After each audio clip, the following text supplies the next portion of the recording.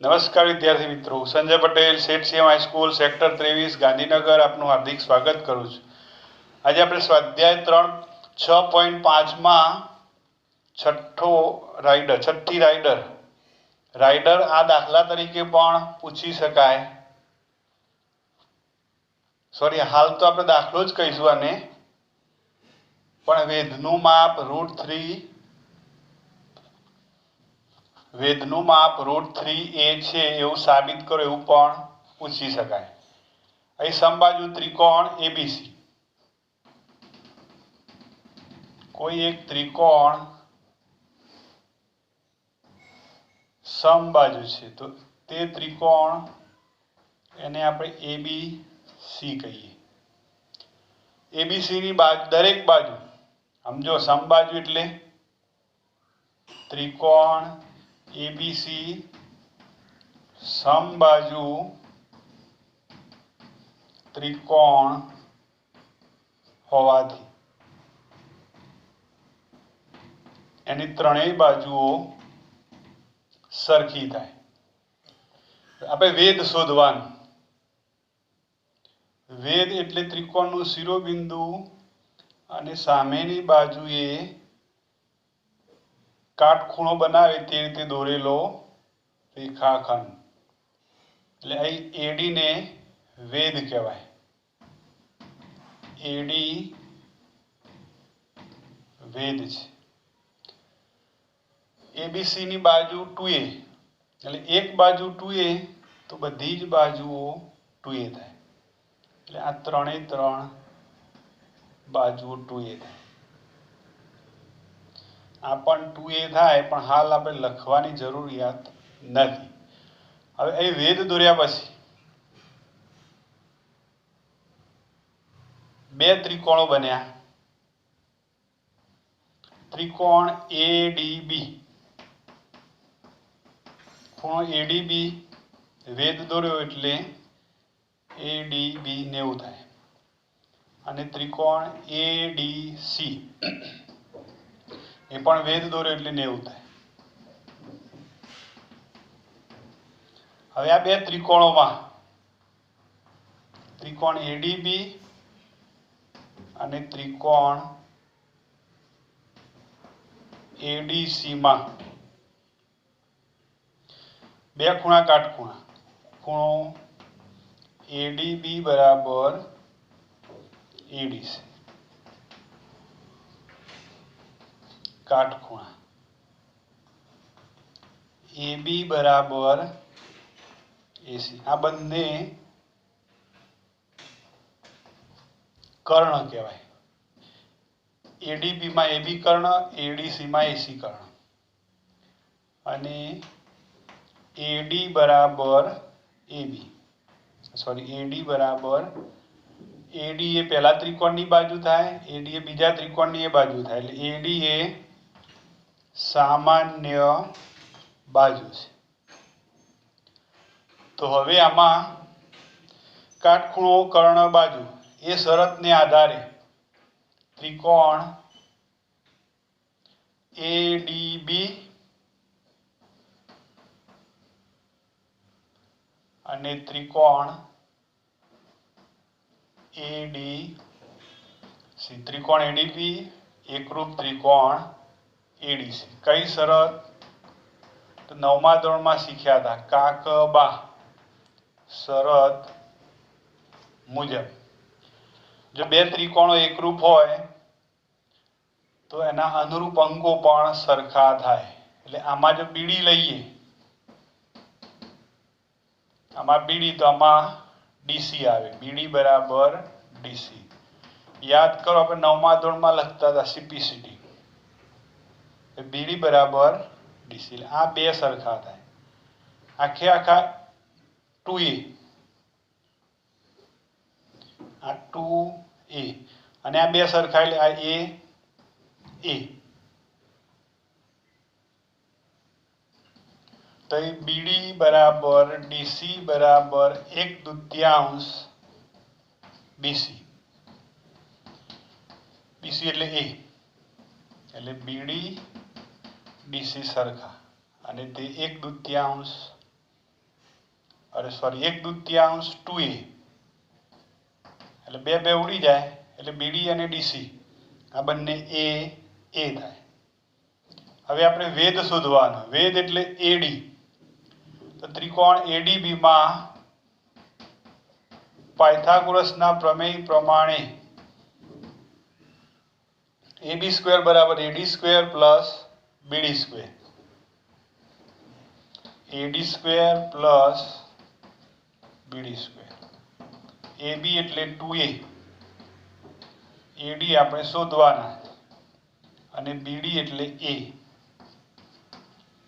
તો 2a એનો square એટલે 4a² અને આ a². હવે આ a² આવી બાજુ જાય તો 4a² - a² બરાબર AD². તો એ 3a² થઈ ગયા. માટે આનું વર્ગમૂળ AD² નું વર્ગમૂળ AD તો 3a² નું વર્ગમૂળ 3 નું વર્ગમૂળ ના મળે તો વર્ગમૂળમાં મૂકવાના અને a² નું વર્ગમૂળ a. હવે જે મેં શરૂઆતમાં વાત કરી કે અહીં લખેલો આ દાખલો હતો, સાબિત કરો કે વેધનું માપ √3a છે એવું આપેલું હોય તો તમારે આ રાઇડર બની જાય. ચલો તો એ આપણી રાઇડર આપણો દાખલો પૂરો થયો.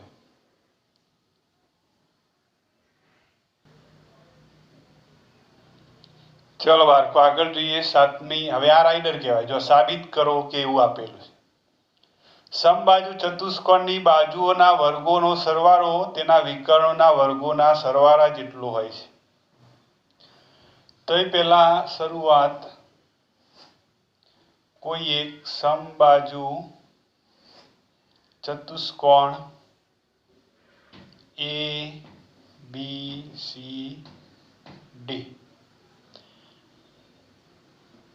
એના વિકર્ણોનો પણ ઉલ્લેખ કર્યો. વિકર્ણો દોરીએ તો એ પક્ષમાં શું લખાય? સમબાજુ ચતુષ્કોણની બાજુઓના વર્ગોનો સરવાળો. એટલે આ સાબિત કરવાનું થયું. તો શું લખી શકાય? પક્ષમાં આવું લખાય કે ચતુષ્કોણ ABCD સમબાજુ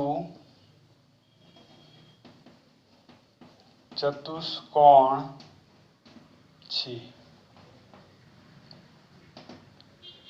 સાબિત શું કરવાનું? સમબાજુ ચતુષ્કોણની બાજુઓના વર્ગોનો સરવાળો. એટલે આની બાજુઓ એના વર્ગો AB² plus BC² plus CD² plus DA² is equal to કર્ણોના વર્ગોનો સરવાળો. કર્ણ એટલે AC, એક AC અને બીજો કર્ણ અને વિકર્ણ AC² પ્લસ BD². આવું આપણે સાબિત કરવાનું છે. ચલો હવે એને સાબિત કરીએ.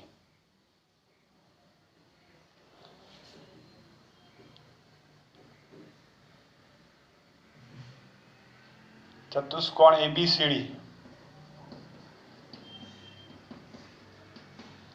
ABCD સમબાજુ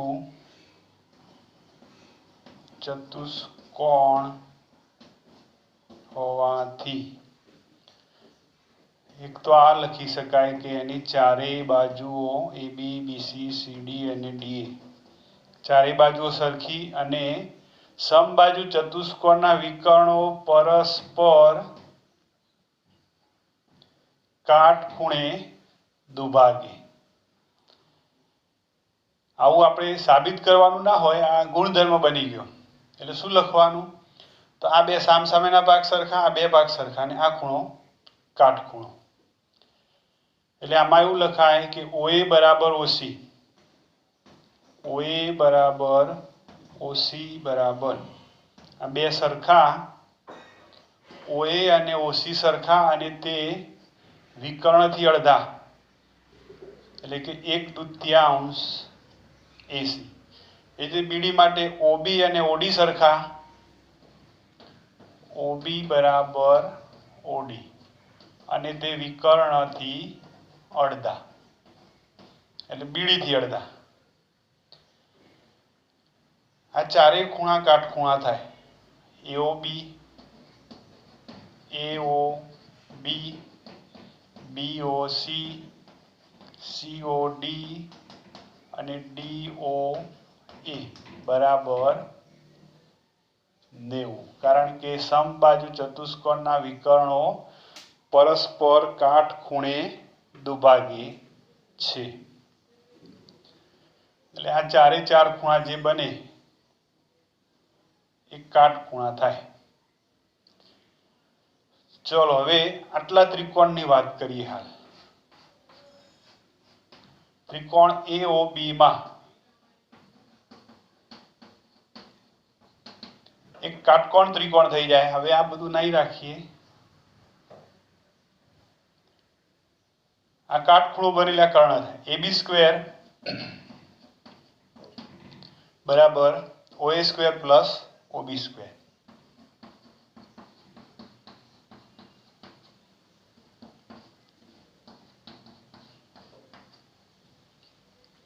OA બરાબર 1/2 AC, 1/2 AC અને OB અહીં લખ્યા. OB બરાબર 1/2 BD, 1/2 BD. હવે આનો વર્ગ કરીએ તો 1/4 AC² થાય. આનો વર્ગ કરીએ તો 1/4 BD² થાય. હવે આ બંનેના છેદમાં 4 આવે છે એટલે લસાઅ 4 થઈ જાય. એટલે ડાયરેક્ટ શું લખાય? AC² plus BD². અહીં આવશે AB² એમના એમ. હવે આ 4 ને ડાબી બાજુ લઈએ તો 4 AB² સાથે ગુણાય. AC² plus BD². આ AB² 4AB² એટલે AB² plus AB² plus AB² plus AB² બરાબર AC² પ્લસ BD². તો પહેલા AB² એમના એમ રાખીએ. AB બરાબર BC એટલે હું લખું AB ના બદલે BC લખેલ, AB² ના બદલે BC². AB બરાબર CD એટલે AB² ના બદલે CD² અને AB અને DA સરખા અહીં DA² બરાબર AC² પ્લસ BD². ચલો તો ચાર બાજુના વર્ગોનો સરવાળો બરાબર વિકર્ણોના વર્ગોનો સરવાળો થયો. તો અહીં આપણી રાઇડર પૂરી થઈ.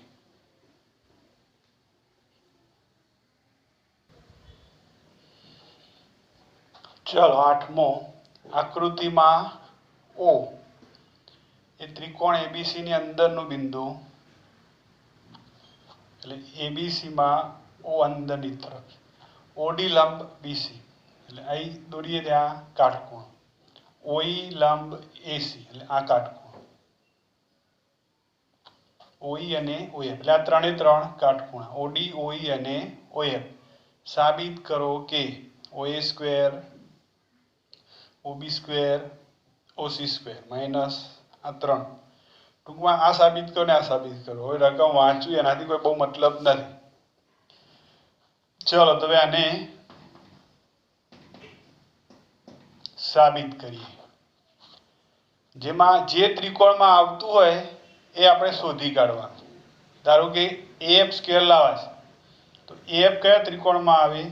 આ આવે ત્રિકોણ AFO. ત્રિકોણ AFO માં આ કાટખૂણો થયો એટલે આટલો ત્રિકોણ એ પણ કાટકોણ ત્રિકોણ થઈ જાય. તો એમાં કર્ણ કયો થાય? OA. તો OA² બરાબર AF²,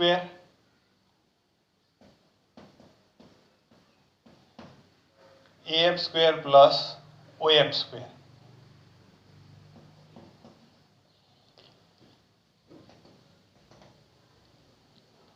તો આને આ બાજુ લઈ લઈએ એટલે OA સ્ક્વેરમાંથી OF સ્ક્વેર બાદ થાય, OA સ્ક્વેરમાંથી OF સ્ક્વેર બાદ થાય એટલે શું લખાય? AF square. જ્યાં AF સ્ક્વેર હજુ આને આમ લીધા એટલે OA square minus OF square બરાબર AF સ્ક્વેર થાય. ચલો પછી બીજું BD લાવવાના. તો BD ક્યાં આવશે? આ BD, આ ત્રિકોણ. કયો ત્રિકોણ? ત્રિકોણ ODB. ત્રિકોણ ODB માં કર્ણ થાય OB. એટલે OB સ્ક્વેર બરાબર આ બેનો વર્ગનો સરવાળો OD square plus OD square plus BD square. આમાં BD ને સૂત્ર કરતા બનાવવાનો છે એટલે આને આમ લઈએ તો BD OB square minus OD square BD square બનશે. આને નંબર 2 આપીએ. અને ત્રીજો ભાગ CE. તો CE આ ત્રિકોણમાં આવે, એ પણ કાટકોણ ત્રિકોણ થાય, અહીં પણ કાટખૂણો બનશે એટલે લખાય OC સ્ક્વેર. કર્ણ OC બને. OC સ્ક્વેર બરાબર OE square plus CE square. આમાં સૂત્ર કરતા CE ને બનાવીએ એટલે આમાંથી આ બાજુ જાય એટલે કે OC square minus OE square બરાબર CE સ્ક્વેર.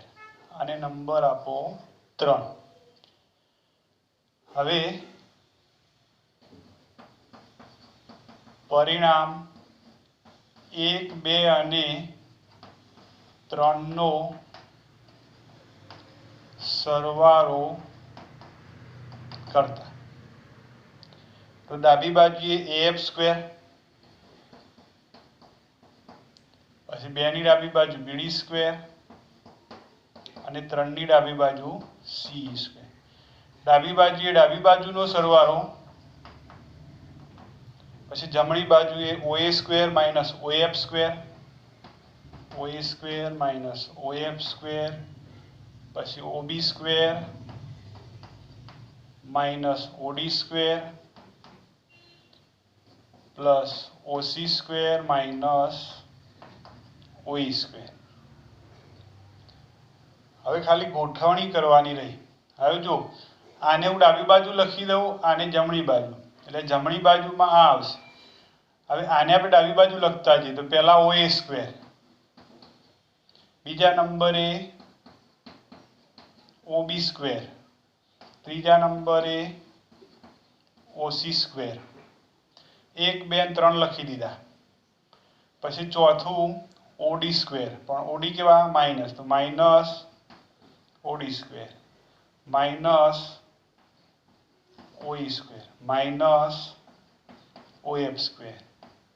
તો આ બધા લખાઈ ગયા. આખે આખું આ બધું આપણે આ જમણી બાજુ જે હતી ડાબી બાજુ લખીએ અને આની જમણી બાજુ લખીએ. AF સ્ક્વેર પ્લસ,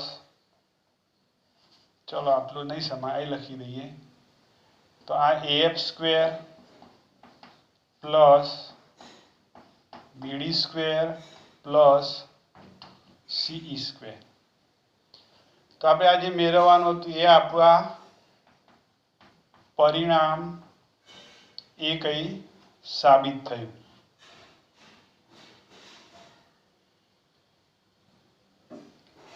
આજે આપણે સાબિતી આપી અને નંબર 1 આપીએ. ચલો હવે નંબર 2. હવે જો આમાં ડાબી બાજુ આને આ જ આવે છે એટલે પાછું ફરીથી આ જે હતું એના એ છે. AF સ્ક્વેર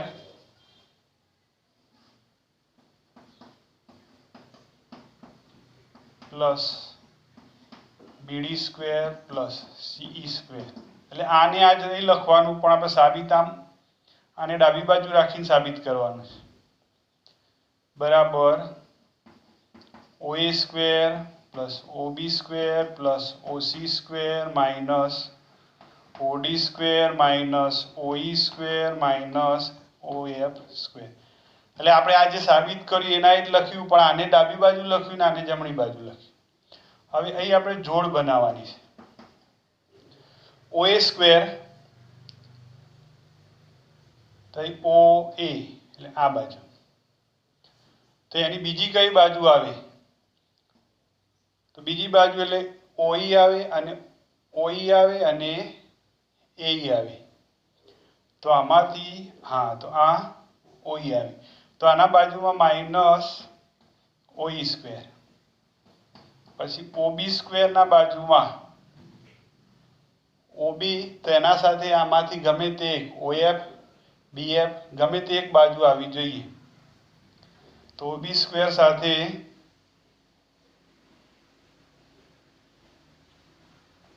OF સ્ક્વેર, પછી ત્રીજી OC સ્ક્વેરમાંથી વધ્યા એક જ OD સ્ક્વેર. ચલો હવે અહીં બાળકો યાદ રાખીશું કર્ણના વર્ગમાંથી એક બાજુનો વર્ગ બાદ કરો બીજી બાજુ મળે. ફરીથી એકવાર કર્ણનો વર્ગ માઇનસ એક બાજુનો વર્ગ બરાબર બીજી બાજુનો વર્ગ. અને આમ લઈ લઈએ તો એક બાજુનો વર્ગ પ્લસ બીજી બાજુનો વર્ગ બરાબર કર્ણનો વર્ગ. પાયથાગોરસનો પ્રમેય જ લખેલો છે. તો આ OA એટલે શું? OA એ કર્ણ કહેવાય, એટલે કર્ણનો વર્ગ થયો માઇનસ OE સ્ક્વેર. કર્ણના વર્ગમાંથી એક બાજુ બાદ કરો એટલે બીજી બાજુ મળે, એને શું કહેવાય? તો AE સ્ક્વેર કહેવાય, plus OB square minus OF square, OB square minus OF square. કર્ણના વર્ગમાંથી એક બાજુ બાદ કરે બીજી બાજુ મળે, એને કહેવાય BF square. OC square minus OD square, OC સ્ક્વેરમાંથી OD square બાદ કરો તો બાકીની બાજુ મળે, એને કહેવાય CD સ્ક્વેર. તો આ આપણને AF square plus BD square plus CE square ના બદલે મળ્યા. તો હવે આને ખાલી ગોઠવી દઈએ. AF square plus BD square plus CE square બરાબર, આ તો લખ્યા હવે AECD BF. પહેલા AE સ્ક્વેર, પછી આ બીજા અને આ ત્રીજા. ચલો તો એ આપણું પરિણામ 2 પણ અહીં સાબિત થયું. ચલો આ રાઈડર અહીં પૂરી થઈ.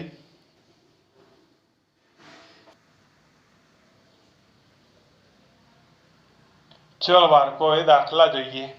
10 મીટર લાંબી એક નિસરણી, એટલે દિવાલ આમ હોય, તળિયું નીચે આ રીતે હોય, જમીન હોય, તો નિસરણી આમ મુકાય. તો આને આપણે નામ આપી દઈએ ત્રિકોણ. તો એ ત્રિકોણ બની જાય. આ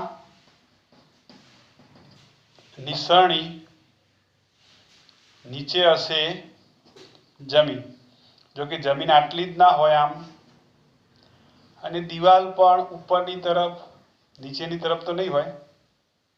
અહીં દિવાલ આ રીતે નિસરણી ગોઠવાયેલી હશે. 10 મીટર લાંબી એક નિસરણી.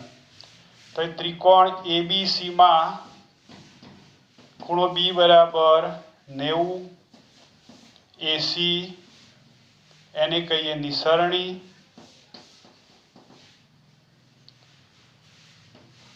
છે. ચલો પછી આમાં જે કંઈ માપ આપેલા છે એ માપ, એમાં નિસરણીની લંબાઈ 10 મીટર લાંબી નિસરણી એટલે કે AC બરાબર 10 મીટર. નિસરણી જમીનથી 8 મીટર ઊંચે આવેલી છે. એટલે આ જમીન અહીંથી આમ આ છેડો એ 8 મીટર, આ 10 મીટર. તો નિસરણીના નીચેના છેડાનું દિવાલથી અંતર એટલે આ અંતર કેટલું થાય તે શોધવાનું છે. તો આમાં AB બરાબર 8 મીટર. હવે પાયથાગોરસના પ્રમેય પ્રમાણે AC સ્ક્વેર બરાબર AB square plus BC square. AC 10, AB 8, BC square. 10 નો વર્ગ 100, 8 નો વર્ગ 64. તો 100 માંથી 64 બાદ કરો એટલા. 100 માંથી 64 બાદ કરો એટલે 36 થાય. અને 36 નું વર્ગમૂળ BC સ્ક્વેર નું વર્ગમૂળ BC અને 36 નું વર્ગમૂળ 6. તો BC બરાબર 6 મીટર.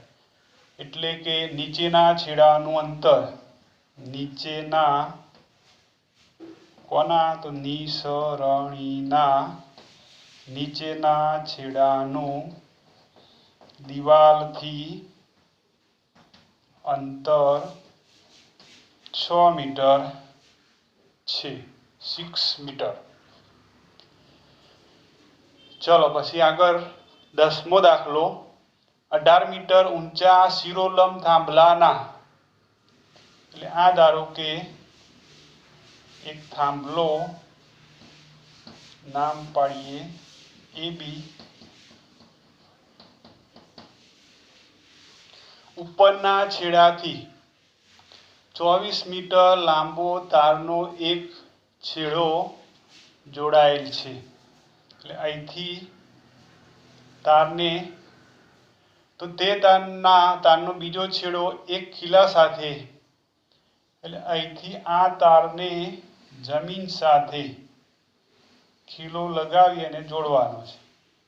આ ધારો કે C બિંદુ, એટલે અહીં ખીલો હશે. ફરીથી એકવાર 18 મીટર ઊંચા શિરોલંબ થાંભલાના ઉપરના છેડા એટલે A થી 24 મીટર લાંબો તાર, એટલે અહીં આ જે બને તે તાર 18 મીટર ઊંચા થાંભલાના, એટલે આ થાય 18 મીટર. થાંભલાના આધારથી, એટલે થાંભલાનો આધાર આ કહેવાય. અહીં કોઈ પણ વસ્તુ જમીન સાથે કાટખૂણે આધારથી કેટલા અંતરે ખીલો લગાડવામાં આવે, એટલે આ આધારથી આ, એટલે આપણે શોધવાના BC. પણ અહીં ધ્યાન રાખવાનું કે તાર ખેંચાયેલો રહેવો જોઈએ, તંગ રહેવો જોઈએ. તાર આમ ના હોવો જોઈએ, નહીં તો અહીંથી આમ આટલે પૂરો થઈ જાય. એટલે ખાસ ધ્યાન રાખવાનું. અને એ જો તંગ રહે તો જે ત્રિકોણ બને તે કાટકોણ ત્રિકોણ થાય. તો અહીં ત્રિકોણ ABC માં B બરાબર 90. અહીં આટલું લખાય. AB થાંભલો,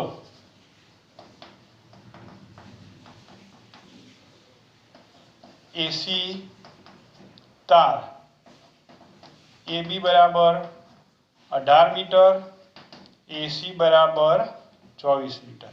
તો એ પાયથાગોરસના પ્રમેય પ્રમાણે AC સ્ક્વેર બરાબર AB square plus BC square. કાટખૂણો બનાવતી એક બાજુ શોધવાની. એટલે મેં તમને કહ્યું એમ કે કર્ણના વર્ગમાંથી એક બાજુનો વર્ગ બાદ કરો એટલે બીજી બાજુનો વર્ગ મળી જાય. એટલે આવું પણ લખી શકાય કે AC square minus AB square બરાબર BC સ્ક્વેર. કર્ણનો વર્ગ માઇનસ એક બાજુનો વર્ગ બરાબર બીજી બાજુનો વર્ગ. કર્ણ AC નું માપ 24, AB નું માપ 18, A square minus B square પ્રમાણે પણ બાળકો ગણી શકાય. 24 નો A square minus B square શું કરવાનું? 24 પ્લસ 18, 24 માઇનસ 18 બરાબર BC²। 8 ને 4 12 નો બગડો વધી 1 2 3 4 42 ગુણ્યા 24 માંથી 18 બાદ કરો એટલે 6 આવે। હવે આનું વર્ગમૂળ શોધવું હોય તો 7 ગુણ્યા 6 ગુણ્યા 6 બરાબર BC²। તો આ 6 ની જોડ થાય એટલે આવું લખાય 36 ગુણ્યા 7। તો BC બરાબર 36 નું વર્ગમૂળ 6 અને 7 નું વર્ગમૂળ ના મળે એટલે 36 વર્ગમૂળમાં 7 મીટર। એટલે ખીલાથી થાંભલાના આધાર સુધીનું અંતર 6 વર્ગમૂળમાં 7 મીટર હશે અથવા રહેશે। ચલો તો આ દાખલો અહીં પૂરો થયો।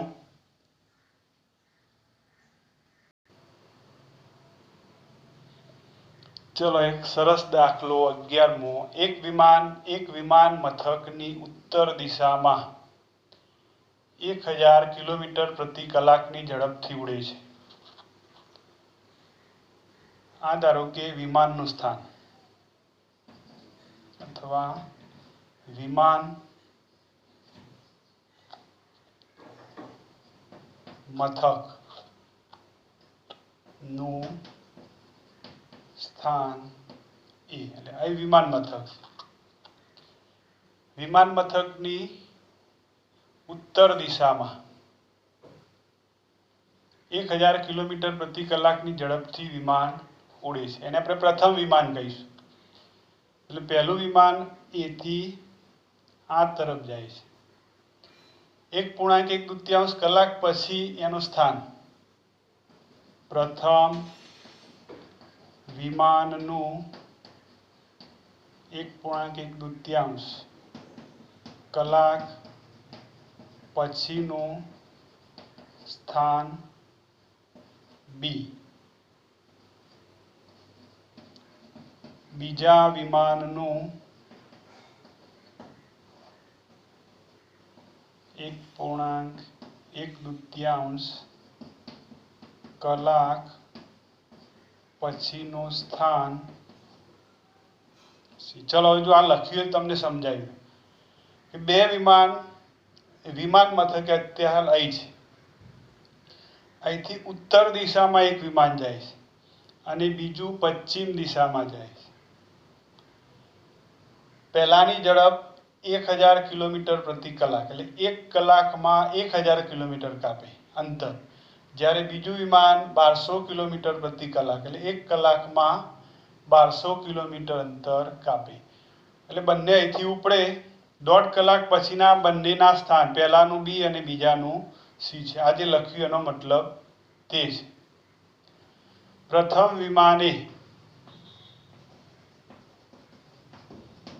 કાપેલું અંતર એ થી બી ગયું એટલે એ બી કહેવાય અને બીજા વિમાને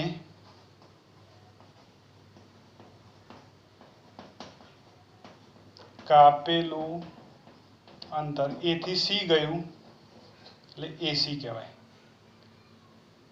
તો હવે અહીં એ બી બરાબર 1.1 કલાકમાં પ્રથમ વિમાને કાપેલું અંતર બરાબર 1.1 કલાક। અંતર બરાબર ઝડપ ગુણ્યા સમય થાય। ઝડપ કેટલી પહેલાની 1000 અને સમય 1.1 એટલે 2 × 2 ને 1 3 3/2 થાય અને સીધી ગણતરી કે 1 કલાકમાં 1000 તો 1.5 કલાકમાં 1.1 એટલે 1000 + 500 1500 થાય।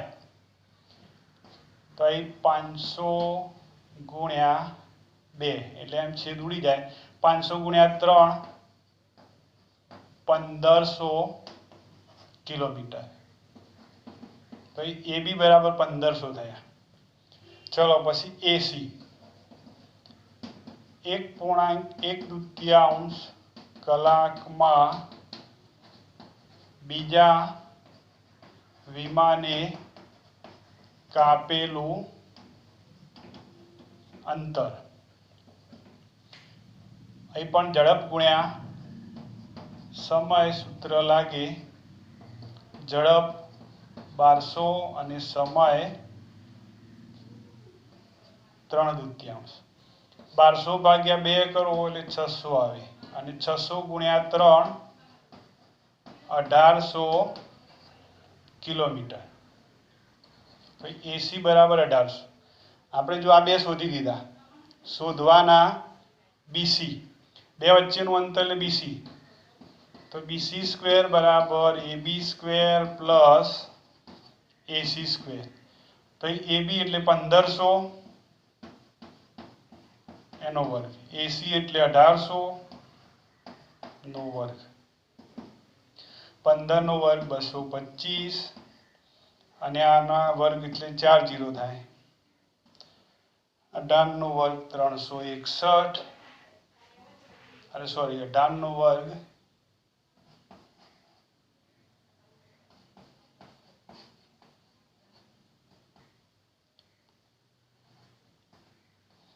324, 361 નહીં, 324. હવે સરવાળો 4 0 તો ખરા જ, 4 ને 5 9, 2 ને 2 4, 3 ને 2 5. આમ મળ્યા બીસી સ્ક્વેર. ચલો હવે આનું વર્ગમૂળ શોધવાનું.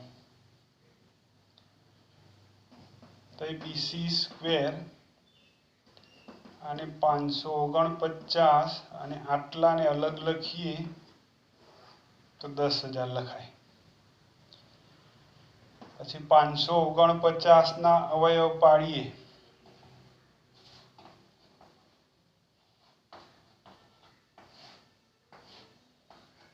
અઢાર તરી 54 3, પછી 3 6 તરી 18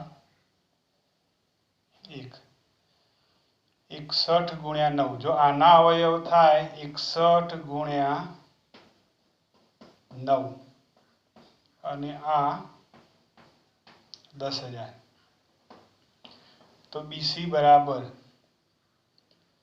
61 નું વર્ગમૂળ ના મળે. ચલો એમ કરો, સીધે સીધું આવે ને એના માટે આ 61 નું પાછળ લખું છું. 9 પછી 10,000 અને 61. 9 નું વર્ગમૂળ 3, 10,000 નું વર્ગમૂળ 100 અને 61 નું વર્ગમૂળ ના મળે એટલે વર્ગમૂળમાં 100 એટલે 3 ગુણ્યા 100 300 વર્ગમૂળમાં 61 એટલા કિલોમીટર. એટલે બંને વિમાનો એકબીજાથી 300 વર્ગમૂળમાં 61 કિલોમીટર દૂર હશે. આ સ્પેશિયલ દાખલો તમારે યાદ રાખવાનો છે. ચલો તો આજે આટલે સુધી રાખીએ છીએ.